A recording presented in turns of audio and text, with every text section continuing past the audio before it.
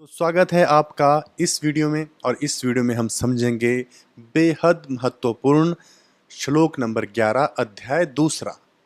ये वो श्लोक है जहां से गीता प्रकट होती है। इस श्लोक से पहले तक भगवान श्री कृष्ण कुछ भी नहीं कहते हैं, वे बस अर्जुन की बातों को सुनते रहते हैं।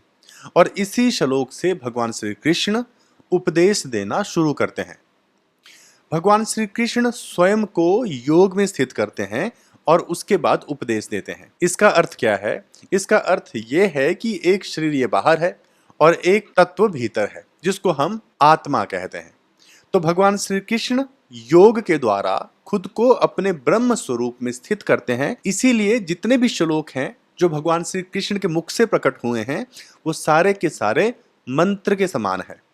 यानी कि अगर कोई उन श्लोकों को भी बार बार पढ़ता है तो एक मंत्र के समान ही कार्य करते हैं, क्योंकि भगवान श्री कृष्ण के द्वारा ज्ञान प्रकट हुआ, उनकी वाणी से प्रकट हुआ, इसलिए सारे के सारे मंत्र भी कहे जाते हैं। पूरे अध्यात्म का जो निचोड़ है वो निचोड़ इस एक श्लोक में ही समाया हुआ है। आप पूरी गीता उठाकर देख लीजिए, उपनिषदों को उठाकर देख लीजिए, ब्रह्म सूत्र को उठाकर देख लीजिए, अष्टावक्र गीता को उठाकर देख लीजिए, उन सब में एक ही तत्व को समझाने का प्रयास किया गया है और वो तत्व इसी एक श्लोक में समाया हुआ है।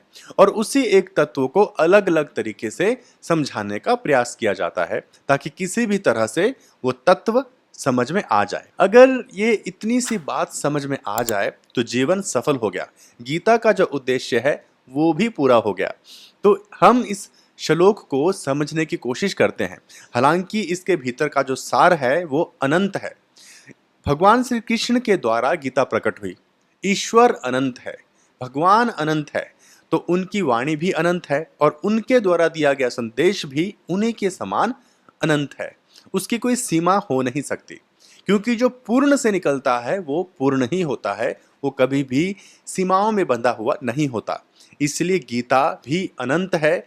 हम अपनी बुद्धि विवेक से जितना समझ सकते हैं उतना ही हमें समझ में आता है, लेकिन वास्तविकता ये है कि गीता का जो अनंत अर्थ है वो कोई भी समझ नहीं सकता, क्योंकि वो बुद्धि से परे है। तो बिना देरी किए झटपट से पढ़ते हैं हम 11वें श्लोक को। शोकग्रस्त अर्जुन को भगवान श्री कृष्ण अब उपदेश देते हैं और कहते हैं, असोच्यान अन्वसोचस्त्वं प्रज्ञावादांश भाषसे गतासून अगतासूंश नानुशोचन्ति पंडिताः। सबसे पहले हम इन पदों के अर्थ को समझेंगे और उसके बाद इस श्लोक की व्याख्या को समझेंगे।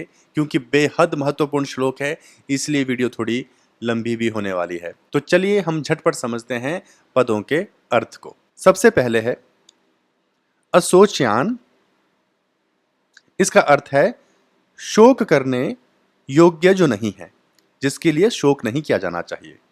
उसके बाद है अन्वसोचः त्वम। ठीक है, तो इसका अर्थ हुआ शोक किया गया है और उसके साथ ही च भी इसमें जुड़ा हुआ है, तो उसका अर्थ हो गया और, यानी कि 3 पद इसमें है। ठीक है, उसके आगे है प्रज्ञावादांश। इसका अर्थ है जो ज्ञानी लोग हैं, जो विद्वान लोग हैं, जो पंडित लोग हैं, तो यहाँ पर पंडितों के समान यानी कि विद्वता की बातें करना। ठीक है, यहाँ पर इसका जो अर्थ है वो है विद्वता। ठीक है, पंडिताई की बात करना यानी कि ज्ञानियों के जैसे बात करना, इसका जो यहाँ पर भाव है वो यही है। आगे है भाष्य से, मतलब कहना, कह रहे हो। ठीक है, भगवान श्री कृष्ण अर्जुन को कह रहे हैं कि जिस पे शोक नहीं करना चाहिए था तुम उस पे शोक कर रहे हो और बड़ी बड़ी बातें कह रहे हो। अगली लाइन है गतासून। इसका अर्थ है जो मर चुके, जिनके प्राण चले गए। और दूसरा है अगतासूंश, यानी कि अगतासून, जिनके प्राण नहीं गए हैं। ठीक है, उनके लिए। आगे है नानुशोचन्ति, नहीं शोक करते हैं। आगे है पंडितः, विद्वान लोग, ज्ञानी लोग। ठीक है, अब इस पूरे श्लोक का एक सीक्वेंस में अर्थ समझ लेते हैं। भगवान श्री कृष्ण अर्जुन को कहते हैं कि तुमने शोक करने लायक जो चीज नहीं थी उसका शोक किया है और बड़ी बड़ी बातें करी हैं। ठीक है, और जिनके प्राण चले गए हैं उनके लिए, और जिनके प्राण नहीं गए हैं उनके लिए विद्वान लोग शोक नहीं करते हैं। तो ये छोटा सा श्लोक है, लेकिन इसी में अध्यात्म का पूरा सार छिपा हुआ है। अगर कोई इस श्लोक के मर्म को भी समझ जाए तो भी वो ज्ञानी हो जाएगा। तो अब हम इसकी व्याख्या को समझ लेते हैं। महाभारत के युद्ध में जब अर्जुन भगवान श्री कृष्ण को कहते हैं कि मेरे रथ को दोनों सेनाओं के बीच में जाकर खड़ा कर दो, तो भगवान श्री कृष्ण वैसा ही करते हैं। अब वहां जाकर अर्जुन जब अपने संबंधियों को देखते हैं तो वो मोह से ग्रस्त हो जाते हैं। तो अपने संबंधियों को देखकर अर्जुन भगवान श्री कृष्ण को कहते हैं कि हे मधुसूदन, मैं युद्ध नहीं कर सकता। ठीक है, इनको देखकर तो मेरा गला सूख रहा है, मेरे हाथ कांपने लगे हैं, मेरे भीतर शोक की लहर दौड़ गई है, इसलिए मैं युद्ध नहीं करूंगा। तो जब अर्जुन मोह से ग्रस्त हो जाते हैं, अपने कर्तव्य से विमुख हो जाते हैं, तो भगवान श्री कृष्ण अर्जुन के मोह को काटने के लिए उनको उपदेश देते हैं। ठीक है, तो इस श्लोक में हम देखेंगे कि भगवान श्री कृष्ण ने अर्जुन को क्या उपदेश दिया। इस संसार में मनुष्य को शोक तब होता है जब वो इस संसार के दो टुकड़े कर लेता है, विभाजन कर लेता है कि ये मेरे अपने हैं और ये मेरे पराये हैं। जब आदमी को मोह हो जाता है, ममता हो जाती है, तो उसके भीतर बहुत सारे विकार उत्पन्न हो जाते हैं, जैसे कि शोक हो जाएगा, चिंता हो जाएगी, संताप हो जाएगा, मन में उद्वेग पैदा हो जाएगा, हलचल पैदा हो जाएगी। तो ये सारे जितने भी विकार हैं, इन सब का जो स्रोत है वो मोह है और ममता है। सिद्धांत यही है कि कामनाओं से और मोह से ही ये सारे विकार उत्पन्न होते हैं। हमने गीता में देखा कि धृतराष्ट्र ने सबसे पहले कहा था कि मेरे पुत्र और पांडव, माम कहा पांडवश्चैव। तो वहीं से धृतराष्ट्र ने ये स्पष्ट कर दिया था कि मैं पांडवों को अपना नहीं मानता हूँ। लेकिन जब अर्जुन ने कहा कि ये सब मेरे अपने लोग हैं, तब अर्जुन ने भेदभाव नहीं किया, क्योंकि अर्जुन के लिए धृतराष्ट्र भी पिता के समान ही था। इसीलिए धृतराष्ट्र के सभी पुत्रों का विनाश हो जाता है, लेकिन पांडवों में से कोई भी पांडव नहीं मरता है, किसी का भी विनाश नहीं होता है, क्योंकि पांडवों के भीतर अपने और पराये का भाव नहीं था। अब हम हमारे श्लोक के पदों की व्याख्या को समझ लेते हैं। तो जो सबसे पहला जो पद है वहां से हम देखेंगे असोच्यान अन्वसोचः। यहां से हम इसको देखेंगे। भगवान श्री कृष्ण अर्जुन को कहते हैं कि तुमने ऐसी चीजों के लिए शोक कर लिया है जिनके लिए शोक नहीं किया जाना चाहिए था, और अब तुम विद्वानों के जैसे बड़ी बड़ी बातें करने लगे हो। भाव क्या है इस श्लोक का, यही सबसे महत्वपूर्ण बात है। यहाँ पे दो चीजें हैं जिसके बारे में हमें समझना है। पूरा अध्यात्म ही उसी चीज के बारे में बात करता है, और वो दो चीजें हैं सत्य और असत्य, यानी कि सत्य और असत्य, ऐसा भी कह सकते हैं।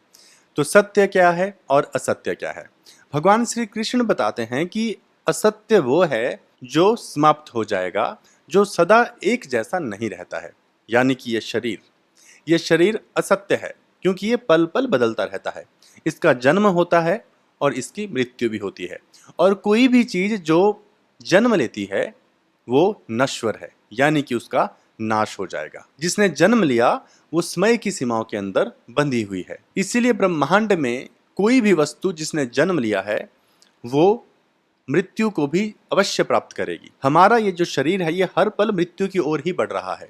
सूक्ष्म स्तरों पर अगर देखेंगे तो हमारी कोशिकाओं का भी क्षय हो रहा है, हर पल हम बदल रहे हैं। तो ये हो गया शरीर। दूसरा है शरीरी। शरीरी कहने का मतलब क्या है? शरीरी से तात्पर्य है आत्मा का। अगर हम उपनिषदों को देखें तो वहां पर आत्मा और परमात्मा की बात की गई है, और गीता में शरीर और शरीरी की।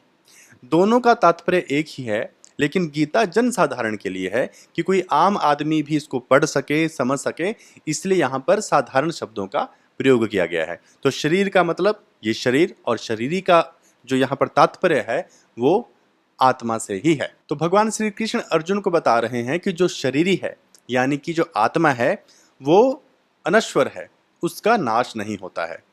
और तुम जो शोक कर रहे हो वो किसके लिए कर रहे हो? इस शरीर के लिए। तो इसको तो मरना ही है। अगर जन्म हुआ है तो मृत्यु तो निश्चित ही है, तो फिर इसके लिए शोक करना भी तो मूर्खता ही है। और रही बात शरीरी की, यानी कि आत्मा की, तो वो तो ना पैदा होती है, इसलिए कभी मरती भी नहीं। वो अजर है, वो अमर है। ठीक है, जो समय के प्रभाव से परे है, जो बुद्धि से परे है, तो उसके लिए भी शोक करने का कोई अर्थ नहीं है। और ऊपर से तुम बड़ी बड़ी बातें कर रहे हो पंडितों की तरह। तो पंडित कहने का यहाँ पर क्या अर्थ है? पंडित का अर्थ है ज्ञानी। और ज्ञानी कौन है? ज्ञानी शास्त्रों के हिसाब से वही है जिसको ब्रह्म का ज्ञान है, जो सत्य और असत्य के बीच के भेद को जानता है। वो इस रहस्य को जानता है कि सत्य क्या है और असत्य क्या है। वो जानता है कि ये प्रकृति एक झूठ है, एक असत्य है, और आत्म तत्व वही अस्तित्व रूप है और वही सत्य है। और जो विद्वान होता है, जो ज्ञानी होता है, उसको कभी भी किसी के मरने का शोक नहीं होता है। लेकिन यहाँ कृष्ण ये कह रहे हैं कि तुम कोई विद्वान नहीं हो, तुम कोई ज्ञानी नहीं हो, लेकिन बातें तुम बड़ी बड़ी कर रहे हो जैसे कि बहुत बड़े ज्ञानी हो। तो भगवान श्री कृष्ण अर्जुन को सत्य और असत्य के बीच का रहस्य समझाने का प्रयास कर रहे हैं। उनका कहने का अर्थ है कि ये जो शरीर है, तुम्हारा मोह उसी से लगा हुआ है, तुम उसी को लेकर शोकग्रस्त हो रहे हो, जबकि ये बहुत ही मूर्खता की बात है। जो असत्य है उसका मिटना तो तय ही है, इसलिए तो उसको असत्य कहा। असत्य क्या? जो निरंतर बदल रहा है, जिसका निरंतर क्षय हो रहा है। और जो विद्वान है, जो ज्ञानी है, वो जानता है कि ये जो प्रकृति है, ये जो दुनिया है, ये जो शरीर है, ये भी तो असत्य ही है और ये समाप्त हो जाएगा। और जो आत्मा तत्व है वो कभी मिट नहीं सकता, वो कभी मर नहीं सकता, तो उसके लिए भी शोक कभी किया नहीं जा सकता। यही वो तत्व है जिसको ऋषियों ने, वेदों ने, शास्त्रों ने समझाने का प्रयास किया। हर व्यक्ति को यही संदेश देने का प्रयास किया कि इस माया के साथ, इस प्रकृति के साथ चित्त लगाना सही नहीं है, क्योंकि ये बदल जाएगी और बाद में दुख भोगना पड़ेगा। आपने किसी व्यक्ति विशेष के साथ चित्त लगा लिया है और ये मानकर चल रहे हैं कि जीवन भर ये वैसा ही रहने वाला है, और बाद में होगा क्या? समय बदल जाएगा तो व्यक्ति विशेष भी बदल जाएगा, क्योंकि सब समय सीमा के भीतर है। यानी कि आज हम जैसे हैं, कुछ समय बाद वैसे नहीं रहेंगे, हम बूढ़े हो जाएंगे और मर जाएंगे। हमारा संबंध किसी ऐसे तत्व के साथ है जो बदलता नहीं है। तो कृष्ण भगवान ने अर्जुन को ये रहस्य समझाने की कोशिश की कि तुम गलत चीजों के लिए शोक कर रहे हो, विद्वानों की जैसी बातें कर रहे हो। जो विद्वान हैं, जो ज्ञानी हैं, वो भौतिक चीजों को लेकर शोक नहीं किया करते हैं। यहां से कृष्ण भगवान ने अर्जुन को ज्ञान देना आरंभ कर दिया है। भगवान श्री कृष्ण अर्जुन को ज्ञान दे रहे हैं, और देखा जाए तो हम सब भी अर्जुन ही हैं। हम सब भी इस जीवन में संघर्ष कर रहे हैं और आगे बढ़ना चाहते हैं, लेकिन हमारे विकार हमें आगे बढ़ने नहीं देते हैं। तो ये ज्ञान अर्जुन के लिए नहीं है, ये समस्त प्राणी मात्र के लिए है जो अपना कल्याण करना चाहते हैं। तो हमको भी इन श्लोकों को बड़े ही ध्यान से सुनना है, समझना है और अपने मन की गहराइयों में उतार देना है, क्योंकि तभी गीता को पढ़ने का उद्देश्य सफल होता है। सिर्फ पढ़ लेने मात्र से हम तोते बन जाएंगे। तोते मतलब जो रटता है और बोलता है, लेकिन ज्ञानी नहीं बन सकते। तोता वो होता है जो बोलता है, लेकिन उसको अनुभव नहीं होता, उसके पास ज्ञान नहीं होता। तो हम भी बस तोते बनकर ना रह जाएं, इसलिए हम इन श्लोकों को गहराई से समझने की कोशिश करेंगे, बार बार समझेंगे, ताकि ये हमारे मन के भीतर उतर जाएं, स्थापित हो जाएं और मंत्र की तरह काम करें। और हम भी ये जान जाएं कि ये जो हमारा अस्तित्व है, जिसे हम ये समझते हैं कि हमारा अपना है, ये हम हैं, हमारा जो अहंकार है, जो अभिमान है इस शरीर का, वो नष्ट हो जाए और हम उस तत्व को जान जाएं जो भगवान श्री कृष्ण चाहते हैं कि हम समझें। तो उम्मीद करता हूं आपको ये श्लोक समझ आ गया होगा। अब हम मिलेंगे हमारे अगले श्लोक में और देखेंगे कि भगवान श्री कृष्ण आगे अर्जुन को क्या ज्ञान देते हैं। तो मिलते हैं अगले वीडियो में, तब तक के लिए अपना ख्याल रखिए।